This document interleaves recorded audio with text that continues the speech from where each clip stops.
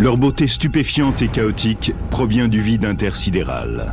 Dans la galaxie, les nébuleuses sont tout ce que les étoiles ne sont pas. Ce sont des parcelles de matière qui se mettent ensemble à certains moments et se séparent à d'autres.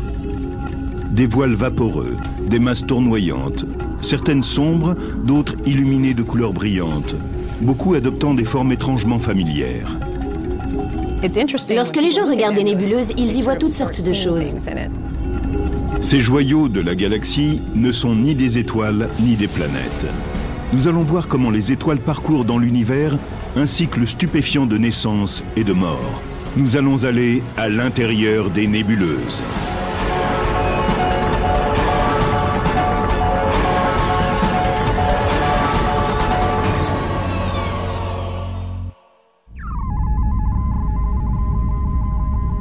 Voici l'une des photos de l'espace les plus célèbres. Prise par le télescope spatial Hubble, elle montre les piliers de la création. D'imposantes colonnes de gaz et de poussière, mesurant 7 années-lumière de long. Mais aussi longues qu'elles soient, ces colonnes ne sont qu'une infime partie de l'immense nurserie stellaire qu'est la nébuleuse de l'Aigle, à 6500 années-lumière de la Terre. Des nébuleuses de toutes sortes sont dispersées un peu partout parmi les étoiles.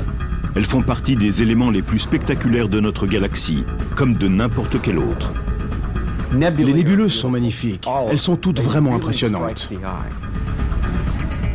Nommées selon le mot grec signifiant nuage, les nébuleuses ne sont au fond qu'un nuage de gaz et de poussière interstellaire, rarement visible à l'œil nu. Mais grâce aux télescopes terrestres et spatiaux, leur beauté peut enfin nous être révélée. Elles brillent, reflètent ou obscurcissent la lumière de la galaxie. Il est des régions de l'espace où sont nées des étoiles, où elles meurent, et où les explosions brisent la structure de l'espace-temps.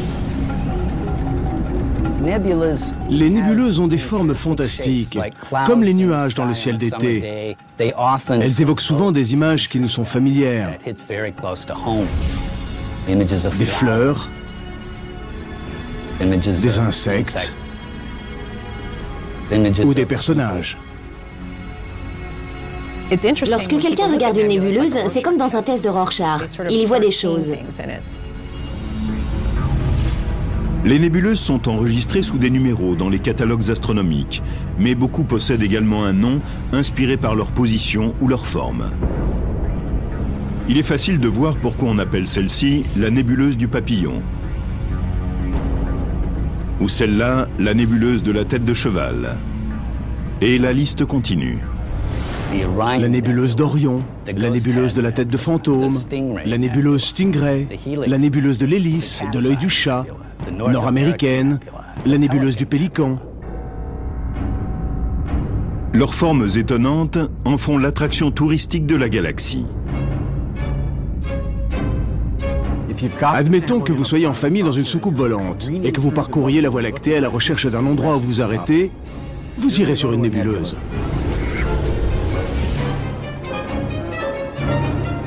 Comme les attractions touristiques sur Terre, les nébuleuses nous attirent. Ça fait une trotte.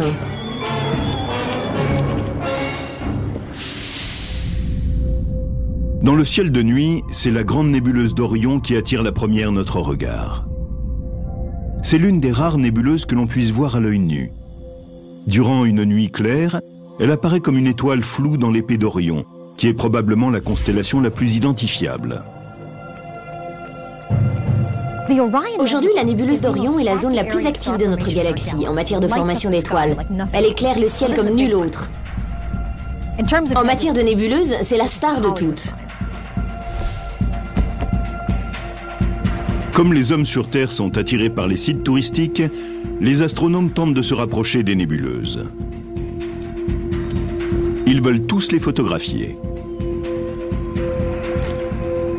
Après tout, le tourisme, que ce soit sur Terre ou dans le ciel, n'est jamais qu'une histoire de photos. Les photographes de nébuleuses occupent une niche très particulière et très importante à mon avis.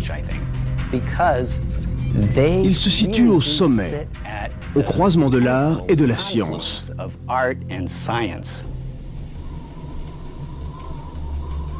Pour obtenir de bonnes images d'une nébuleuse, il ne s'agit pas uniquement d'une question de point et de déclenchement. Dans les montagnes au nord de San Diego, un groupe d'astronomes amateurs suit une route particulièrement rude dans l'espoir de trouver des nébuleuses et de prendre de superbes photos. Ce long chemin pour arriver jusqu'ici en vaut toujours la peine. Une nuit sous les étoiles, même si je ne prends aucune image, ça vaut le coup. Ça me permet quand même de voir ce que je ne peux apercevoir de chez moi. Avec un équipement aussi sophistiqué, ces enthousiastes ne se contentent pas de prendre des photos. Ici, il s'agit véritablement d'imagerie. Et leurs proies préférées sont les nébuleuses. Pouvoir simplement les regarder et imaginer ce qui se passe dans ce nuage de gaz, apercevoir l'endroit où se forment les étoiles, c'est une expérience sensorielle incroyable. Pour compléter leur télescope portable, ce groupe a construit un complexe d'observatoires permanent. À l'intérieur de cette structure qui abrite leur grand télescope, l'astrophotographe Alan Smallbone fixe sur l'objectif un appareil spécifique. Il se prépare à faire des images d'Orion. C'est un objet qui me pose un véritable défi car il y a des zones très lumineuses, des zones très brillantes et des zones très sombres. C'est très difficile à photographier avec précision. Les appareils numériques des astrophotographes actuels imitent la vision des couleurs qu'a l'œil humain.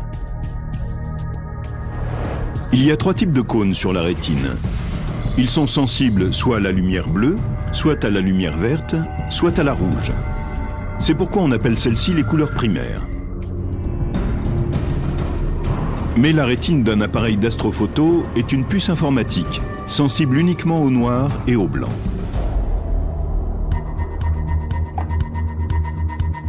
Pour les photos couleurs, il utilise des filtres rouges, verts et bleus, et prend au moins une photo avec chacun d'entre eux. On appelle souvent cette technique pour produire des couleurs plus naturelles le RVB. En photographiant la nébuleuse d'Orion, Alan Smallbone observe des temps d'exposition de 5 minutes pour chacun des 3 filtres.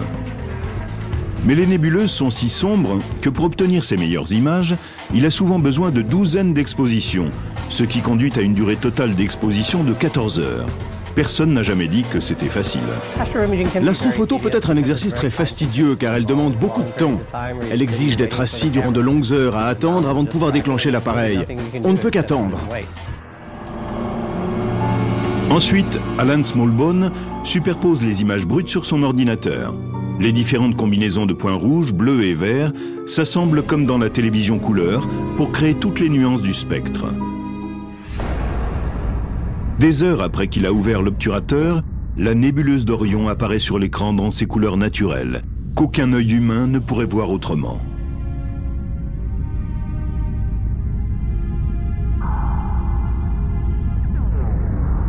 Les images saisissantes de ces nébuleuses montrent la raison essentielle pour laquelle l'astrophoto est une nécessité dans ce domaine. La combinaison du télescope et de l'appareil photo permet de voir des détails dans la structure de la nébuleuse qu'on ne peut apercevoir à l'œil nu.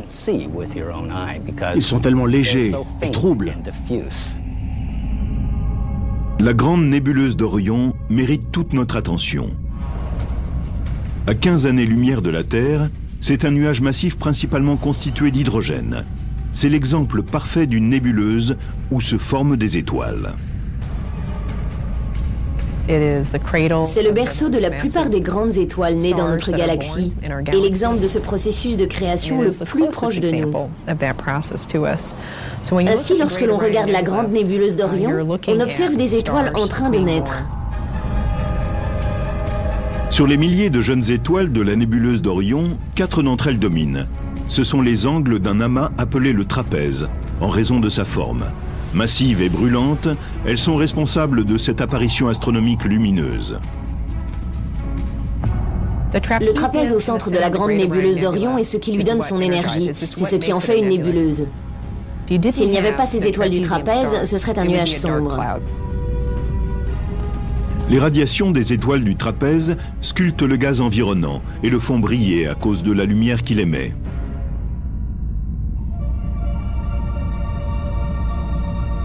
Que serait-ce de voler à travers la nébuleuse d'Orion dans un vaisseau spatial?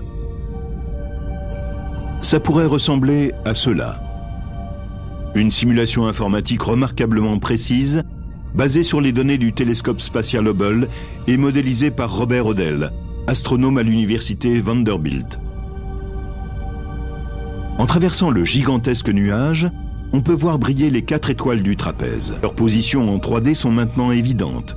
Leur énergie intense a vidé le centre de la nébuleuse. Les étoiles du trapèze brillent tellement qu'elles nous empêcheraient de voir le reste de la nébuleuse si nos écrans n'étaient pas conçus pour nous en présenter tous les détails. Les boules sombres et dispersées sont appelées proplides ou disques protoplanétaires. Ce sont des couches de poussière entourant des étoiles nouvellement formées et transformées en gouttelettes par des vents d'énergie stellaire venus du trapèze. L'un d'eux présente clairement un anneau de débris gravitant autour de son étoile centrale, preuve matérielle qu'un nouveau système de planètes est en formation.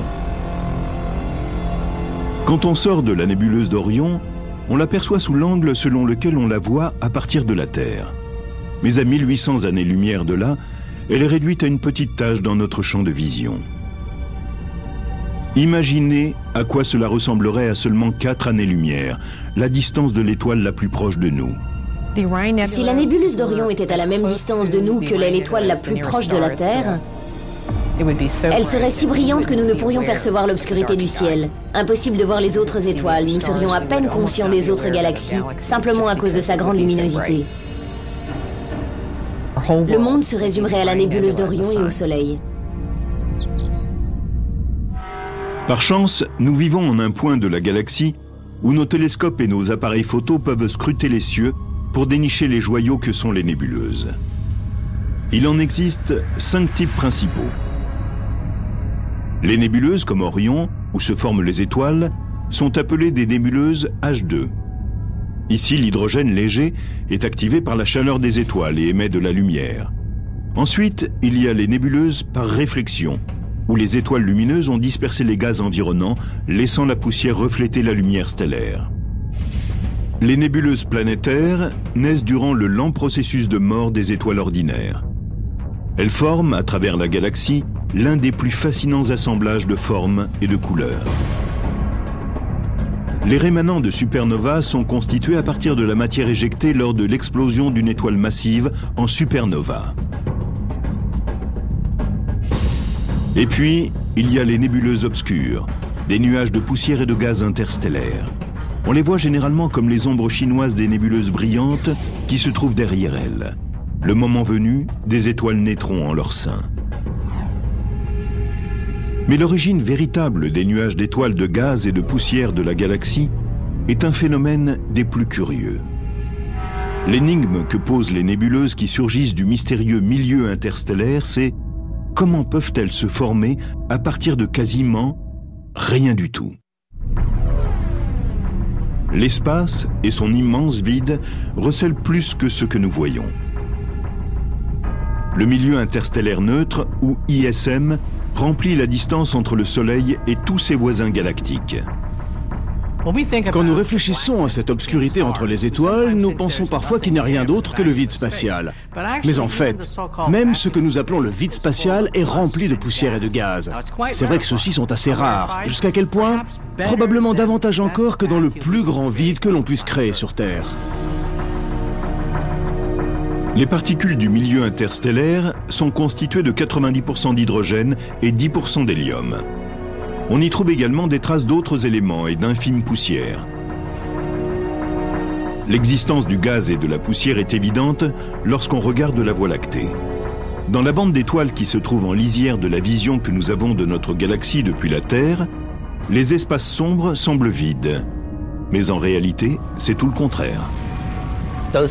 Ces espaces ne sont pas dépourvus d'étoiles. En fait, il y a de la poussière entre nous et les étoiles lointaines et cela bloque la lumière. Nous ne les voyons qu'en ombre chinoise. Les sombres couloirs de gaz et de poussière nous montre où le milieu interstellaire se rassemble pour former les nébuleuses dans leur stade premier. Nous voyons ces nébuleuses obscures comme des ombres sur l'arrière-plan étoilé.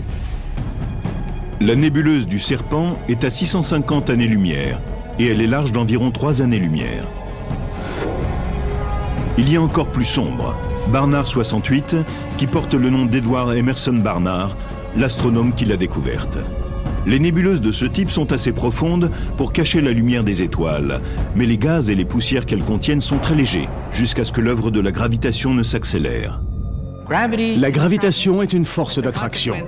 Par conséquent, des amas de gaz, quelle que soit leur rareté, sont attirés par la force de gravitation pour obtenir un amas de matériaux nucléaires qui va se condenser sous forme d'étoiles.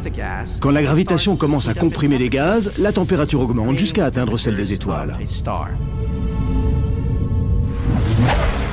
Les nouvelles étoiles naissent, éclairant ce qui les entoure d'une lumière colorée. Les nébuleuses sombres qui restent se détachent par contraste. Comme pour les nébuleuses brillantes, leurs formes sont à l'origine de leur nom. La nébuleuse de la trompe d'éléphant, la nébuleuse du cône et la nébuleuse de la flamme, dans laquelle des zones sombres et lumineuses créent l'une des images les plus théâtrales que nous offre le ciel. Les couleurs éclatantes des zones où se forment les étoiles viennent des gaz nébulaires qui sont excités par des radiations invisibles d'ultraviolet en provenance de nouvelles étoiles voisines chaudes. La lumière ultraviolette de ces étoiles arrache sur leur passage les électrons de gaz. Ces électrons flottent durant des jours ou des semaines, puis ils trouvent finalement un proton nu ou un autre noyau chargé positivement, entrent en orbite avec lui et émettent alors de la lumière.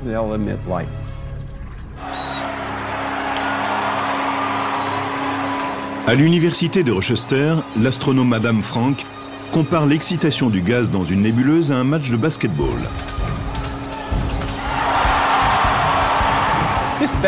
Le basketball est une très bonne comparaison, bien que terrestre, pour comprendre ce qui se passe dans une nébuleuse.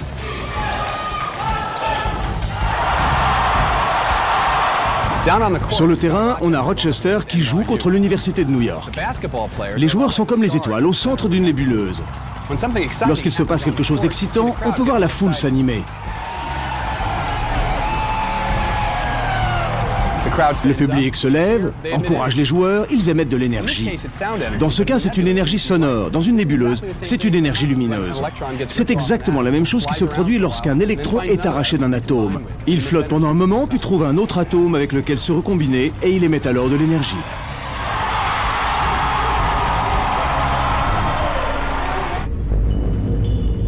Quand de nouvelles étoiles naissent dans des nébuleuses, elles relâchent parfois des jets spectaculaires. Celui-ci est long de 5 milliards de kilomètres. Ces jets sont des nébuleuses en eux-mêmes, générées par des nuages de gaz et de poussière en orbite et qui envoient du matériel dans de jeunes étoiles. À cause de la rotation, cela forme d'abord un disque d'accrétion qui est un peu comme un frisbee tournant autour de la jeune étoile qui la nourrit et la construit. Maintenant, il y a toujours des champs magnétiques dans tout ce gaz. Et pendant que le disque tourne, le matériau se charge dans les lignes de champ. Il tourne et ensuite il est éjecté dans l'espace. Parfois, les lignes de champ sont courbées autour d'un jet lumineux et créent une colonne de jet vraiment solide. À côté des jets stellaires, les nébuleuses galactiques produisent une grande variété de bulles, d'ondes de choc, de piliers et même de montagnes. On les appelle les montagnes de la création. C'est une nébuleuse souvent comparée aux célèbres piliers de la création, mais en fait, elles sont 10 fois plus grandes. Elles mesurent 70 années-lumière de large. Mais cette image, prise en lumière visible, montre qu'elles sont subtiles en apparence. Mais voyons ce qui se passe quand nous regardons l'image prise par le télescope spatial Spitzer, qui les voit avec une lumière infrarouge.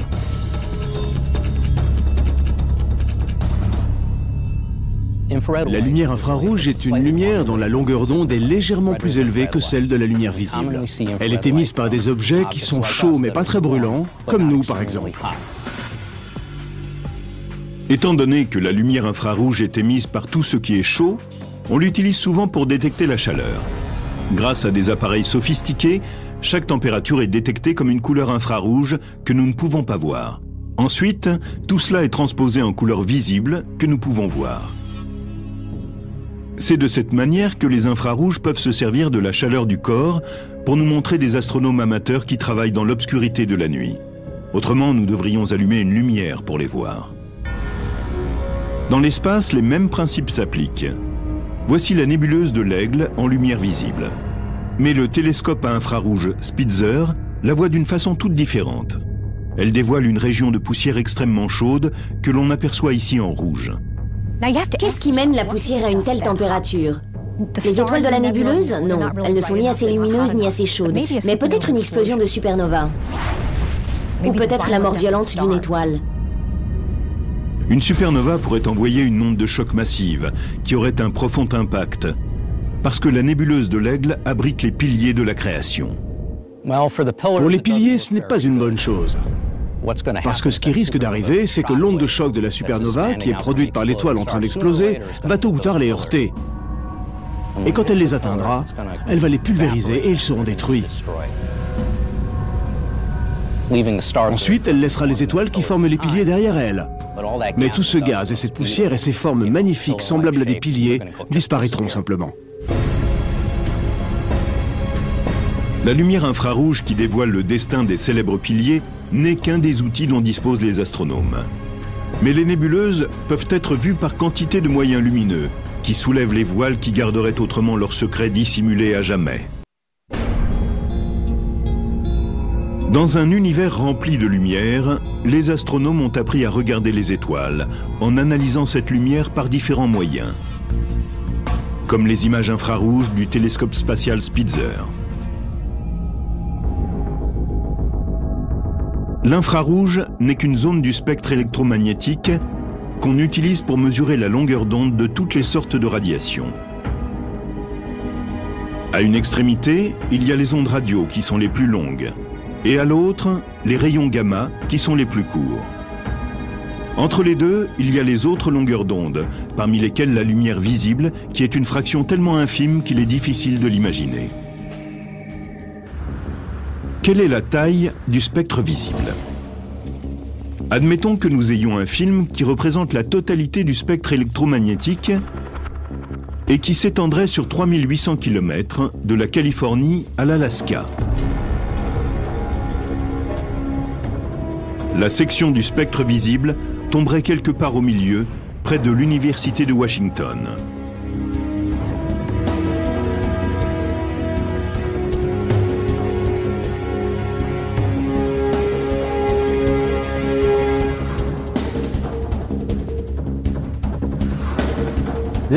Ce photogramme représente la totalité du spectre visible. Il fait partie d'une bande de 3000 km de long et c'est tout ce que l'être humain est capable de voir. L'importance de ce photogramme, c'est que les étoiles émettent presque toute leur lumière dans cette partie du spectre. Et même si la lumière est visible, elle contient malgré tout des outils cachés qui nous aident à explorer les nébuleuses, par des moyens dont nos yeux ne disposent pas. Le secret en est dans le spectre même. La lumière visible dans cette lampe vient du gaz d'hydrogène, qui, excité par l'électricité, forme un plasma brillant, semblable à ce qui se passe dans une nébuleuse.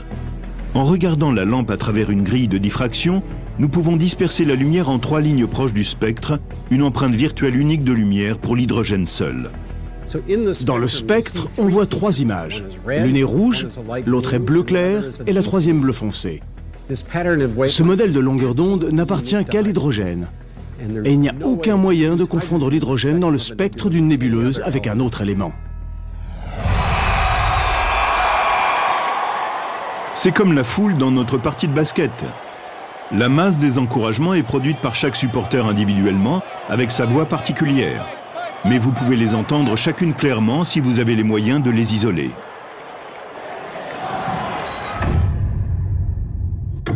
Isoler les lignes spectrales particulières de chaque élément à l'intérieur d'une nébuleuse a permis aux astronomes de créer des images qui font vraiment d'elles les attractions touristiques de notre galaxie. En utilisant ce qu'on appelle les filtres à bande étroite, qui correspondent aux lignes isolées, les astronomes nous ont montré une autre façon de voir les choses que nous ne pouvons voir par nous-mêmes. Quand le télescope Hubble a photographié les piliers de la création, il a utilisé un filtre pour isoler la ligne rouge la plus lumineuse de l'hydrogène, un autre pour isoler la ligne encore plus rouge du soufre, et un troisième pour capturer la ligne bleu-vert de l'oxygène. Le spécialiste de l'image Zoltan Löwe assemble tout cela pour composer une image qui révèle davantage que la somme des éléments.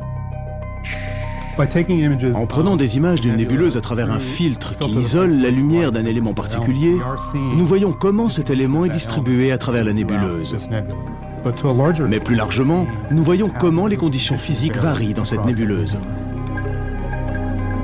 Si les véritables couleurs de l'hydrogène, de l'oxygène et du soufre étaient combinées, les images des piliers ressembleraient à quelque chose comme cela. Mais l'équipe Hubble transpose chaque élément en une des couleurs primaires de la lumière. Le bleu-vert de l'oxygène est assimilé au bleu, le rouge de l'hydrogène au vert. Et le soufre, semblable à l'hydrogène sur le plan de la couleur, est assimilé au rouge. Parfois appelée fausse couleur, l'image est une meilleure vision de la réalité matérielle. Je parlerai de couleurs représentatives. De la façon dont nous avons construit cette image, les couleurs peuvent ne pas apparaître semblables aux couleurs que nous verrions si nous regardions cela simplement avec nos yeux ou à travers un télescope. Mais elles représentent les processus physiques qui sont à l'œuvre. Les filtres hydrogène-oxygène-soufre combinés de cette façon sont connus sous le nom de palette Hubble et sont largement utilisés pour photographier toutes sortes de nébuleuses. Cela nous montre non seulement le chaos de couleurs des nébuleuses, mais aussi les images étonnantes des lieux où meurent les étoiles.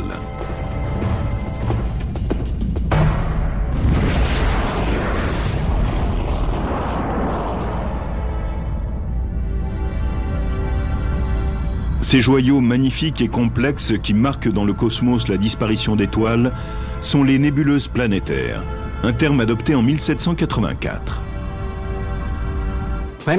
Les nébuleuses planétaires sont des objets qui n'ont rien à voir avec les planètes. Elles tiennent leur nom de William Herschel, qui, observant pour la première fois une nébuleuse planétaire à travers un télescope, a vu qu'elle était ronde, de couleur verte, et elle lui a rappelé la planète Uranus. Le bleu-vert de l'oxygène et les rouges de l'hydrogène dominent les photos en couleur des nébuleuses planétaires. La nébuleuse de l'Anneau en est un parfait exemple. Elle est à 2300 années-lumière de la Terre et mesure 1,3 années-lumière de diamètre. Elle est considérée comme le prototype des nébuleuses planétaires. Mais la forme de la nébuleuse de l'Anneau est simple comparée aux autres nébuleuses planétaires. Il est étonnant de réaliser que des phénomènes comme celui-ci accompagnent quasiment la mort de chaque étoile dans le cosmos, y compris celle du Soleil, dans environ 5 milliards d'années. Le destin du Soleil est de gonfler à la toute fin.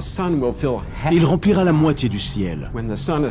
Quand il se couchera à l'ouest, une autre partie se lèvera à l'est, et tout le ciel sera rempli de cet objet rouge lumineux qui nous cuira comme une porcelaine. À ce moment-là, l'intérieur de l'étoile deviendra terriblement instable. Il se secouera, il se fendra, et la surface disloquée pourrait être projetée dans l'espace. C'est comme si une étoile éternuait. L'enveloppe extérieure de gaz entrera en expansion, tandis que le Soleil rétrécira, et de géante rouge, il deviendra une naine blanche brûlante. La lumière ultraviolette de la naine excitera le gaz environnant, ce qui le fera briller comme les régions formatrices d'étoiles. Ce phénomène lumineux durera des milliers d'années avant de faiblir et de disparaître. Il est pratiquement impossible de prédire quel genre d'image cosmique produira le Soleil à la fin de son existence. Mais regardez la variété étourdissante de nébuleuses planétaires dans la galaxie. Qu'est-ce qui les rend si incroyablement différentes? Et quel est le moteur de ces formes énigmatiques? On estime à 10 000 le nombre de nébuleuses planétaires dans notre galaxie, chacune représentant la mort d'une étoile à sa manière unique. Bien que chaque nébuleuse planétaire soit générée par un système d'étoiles singulier, leur taille est immense en comparaison. Les nébuleuses planétaires sont immenses. Si j'avais le système solaire entre mes doigts, le rayon d'une nébuleuse planétaire serait entre 1000 et 10 000 fois plus grand. Et à cause de leur grand éloignement de la Terre, la plupart des nébuleuses planétaires nous paraissent être de petits points dans le cosmos. La nébuleuse NGC 2440 est à 4000 années-lumière de la Terre, et bien qu'elle mesure 1 année-lumière en largeur, sa taille, quand on la regarde de la Terre, ne représente que 4% de celle de la pleine Lune. Seuls les télescopes les plus puissants peuvent en voir le détail. La nébuleuse de l'Hélice est en apparence aussi grande que la Lune, mais elle réclame un certain temps d'exposition pour être vue en entier. Sa forme étonnante a donné l'idée à certains de l'appeler « l'œil de Dieu ». Éloignée de 450 années-lumière, elle fait partie des nébuleuses planétaires les plus proches de la Terre. C'est pourquoi elle a été étudiée avec attention.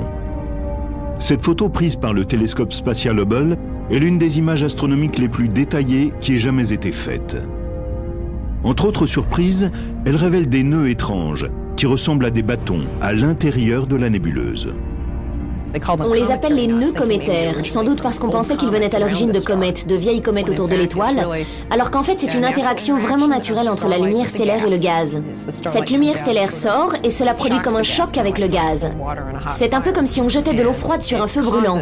Cela provoque la sortie du gaz sous forme de boucles et de fragments. Les couleurs brillantes qu'on voit sur les photos des nébuleuses planétaires sont décevantes. Si un vaisseau spatial était proche de l'étoile centrale de la nébuleuse de l'Hélice, le gaz lumineux serait pratiquement invisible, parce qu'il est trop mince. Ce n'est qu'en filant vers les limites extérieures de la nébuleuse planétaire que la vision commencerait à changer. Il faudrait parcourir des milliers de kilomètres dans le système solaire avant de commencer à voir la lueur des gaz de la nébuleuse planétaire même. Ceci ressemblerait beaucoup à l'aurore comme nous la voyons sur Terre. Les couleurs seraient magnifiques. Et ensuite, peu après cela, nous finirions par traverser la nébuleuse et nous plongerions dans les profondeurs de l'espace.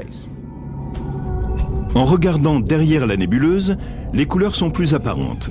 Le gaz, autrement, est trop mince pour être vu, si nous ne regardons pas à travers son enveloppe entière, mince de milliards de kilomètres. Mais même là, nous avons besoin d'aide. Nos yeux voient le rouge de l'hydrogène, mais quand apparaissent plus de couleurs, la structure devient plus claire et notre vaisseau spatial adapte à notre vision la palette Hubble. Notre vision de la nébuleuse est limitée par notre position. Tout comme nous le faisons de la Terre, nous ne la voyons que d'une seule direction. Elle ressemble à un anneau étiré. Mais notre vaisseau spatial file autour de la nébuleuse et nous réalisons que sous un autre angle, elle paraît très différente. Ce n'est pas un anneau de gaz, ni même une sphère, mais deux disques distincts qui se recoupent. Peut-être à cause d'une étoile centrale qui décharge du gaz dans deux phases séparées à différents moments vers la fin de son cycle de vie. Les questions entourant les formes de la nébuleuse planétaire sont parmi celles qui engendrent la plus grande perplexité chez les astronomes. Jetons un œil sur certaines des structures d'une nébuleuse planétaire. Elles vont d'une forme ronde, comme la nébuleuse tranche de citron, à une forme elliptique, comme la nébuleuse du spirographe. Et il y en a beaucoup d'autres, comme la nébuleuse de la fourmi et la nébuleuse du double calmar. Étant donné qu'une étoile commence comme une sphère, on pourrait s'attendre à ce que, dans son dernier souffle, elle produise une nébuleuse planétaire sphérique. Mais en fait, seulement 10% des nébuleuses planétaires ont cette structure. Les vents stellaires venus des différentes couches de gaz jetées par l'étoile à différents moments et à différentes vitesses à sa mort sont les sculpteurs de certaines formes plus exotiques. Il y a une interaction entre les vents. Ils entrent en collision les uns avec les autres. Ce processus sculpte la nébuleuse et permet de lui donner cette forme intéressante. Les nébuleuses planétaires les plus intrigantes sont celles qui ont des structures bipolaires. Des forces mystérieuses à l'intérieur de ces étranges objets provoquent la production de jets par les gaz lumineux qui rappellent les jets stellaires des étoiles en train de naître. Comment deux phénomènes aussi similaires peuvent-ils se produire au début et à la fin de la vie d'une étoile ? Les jets sont des phénomènes doués d'ubiquité. Ce qu'ils ont tous en commun, c'est la présence d'un disque d'accrétion qui est constitué de gaz en rotation et de champs magnétiques à l'intérieur de ces gaz. Et tandis que le matériau traverse le disque d'accrétion et se charge de lignes de champ, il est de nouveau éjecté dans l'espace. Mais une étoile en train de mourir n'a pas à l'intérieur d'elle un disque de matériaux finissant. À moins de faire partie d'un système binaire qui est formé de deux étoiles qui tournent l'une autour de l'autre. Les systèmes binaires sont très répandus dans l'univers. Quand les deux étoiles tournent l'une autour de l'autre, l'une d'elles transfère une partie de sa masse vers l'autre. Le matériau file d'une étoile à l'autre et on voit se former un disque d'accrétion. Des champs magnétiques apparaissent dans ce disque d'accrétion et le matériau est éjecté comme dans d'autres cas. Les nébuleuses planétaires représentent le processus normal de mort d'une étoile dans l'espace. Mais il y a des étoiles géantes dans l'univers qui sont bien loin d'être normales. Elles finissent leur vie par des explosions massives. Et souvent, les nébuleuses laissent derrière elles les seuls indices qui témoignent de leur fin violente. En 1054, une étoile massive a explosé à 6300 années-lumière du système solaire. Depuis la Terre, elle est apparue comme une nouvelle étoile, la plus brillante qui soit dans le ciel. 10 fois plus brillante que Vénus. Elle est restée visible dans la lumière diurne pendant 29 jours. On sait que les astronomes chinois l'ont également vue, ainsi que peut-être les Anasazi du Nouveau-Mexique, comme semble le montrer un de leurs pétroglyphes. Elle a pâli presque aussi vite qu'elle était apparue, et aujourd'hui, nous ne pouvons la voir qu'à l'aide de télescopes. Mais ce qui reste d'elle est spectaculaire. 1 millier d'années plus tard, nous l'appelons la nébuleuse du Crabe. C'est une des nébuleuses qu'on appelle rémanents de supernova. Les rémanents de supernova sont pour l'essentiel des débris de nuages en expansion issus de l'explosion d'une étoile vraiment massive. C'est l'explosion qui signe à la fin de sa vie la mort de l'étoile. Les rémanents de supernova ressemblent aux nébuleuses planétaires, dans la mesure où ils sont tous les deux nés de la mort d'une étoile. Tandis qu'une étoile évolue pour devenir une nébuleuse planétaire, elle éjecte très lentement une masse dense de sa surface. Ce n'est pas une explosion, c'est simplement une éjection. Une supernova est beaucoup plus simple, c'est juste une explosion. Tout arrive en quelques secondes. Et la nébuleuse que nous voyons est un shrapnel qui reste encore. Le spectacle lumineux vient de l'onde de choc de l'explosion, qui écrase le matériel alentour et le fait briller. Ce principe a été illustré de façon spectaculaire lorsqu'en 2004, le télescope Hubble a capté cette onde de choc en train de frapper un anneau de gaz dans le rémanent d'une supernova qui avait explosé à 160 000 années-lumière en 1987. Plus proche de nous, la nébuleuse du Crabe reste la plus célèbre de tous les rémanents de supernova. Cela fait 300 ans qu'elle est étudiée grâce au télescope. Elle renferme un secret enfoui à l'intérieur et que nous n'avons toujours pas découvert depuis 1968. Au centre, il y a un pulsar qui tourne sur lui-même 30 fois par seconde. Un pulsar est une étoile à neutrons tournoyante, tellement dense qu'une cuillère à thé en pèserait 1 milliard de tonnes. Celui qui est à l'intérieur de la nébuleuse du Crabe est large de 27 km et pèse plus lourd que notre Soleil. Il tournoie vite, mais en perdant son énergie, il ralentit graduellement. L'énergie de sa rotation se transforme en gaz. Et en fait, la plus grande partie de la radiation dans cette nébuleuse est amplifiée par le ralentissement du pulsar. On voit cette radiation comme l'étrange lueur bleue au centre de la nébuleuse du Crabe. Elle est générée par des électrons qui se déplacent quasiment à la vitesse de la lumière à travers les champs magnétiques du pulsar. Mais il y a plus que cette lueur bleue. Des photos spatiales récentes révèlent que des champs magnétiques secouent le centre de la nébuleuse. On voit de petites ondulations émanées du pulsar. Ce n'est pas une fausse idée de penser qu'un champ magnétique est un ruban étiré. Et quand on le pince, on cause une perturbation qui fait son chemin ensuite. Voilà ce qui se passe d'une façon ou d'une autre. Les détails sont au-dessus de nous. Mais on peut voir le phénomène et il est assez clair. La mort de l'étoile qui a formé la nébuleuse du Crabe fait partie du cycle de vie de la galaxie. Le gaz, expulsé dans l'espace et devenu rémanent de supernovas ou nébuleuses planétaires, retourne au milieu interstellaire, où il devient un matériau brut pour les générations futures d'étoiles.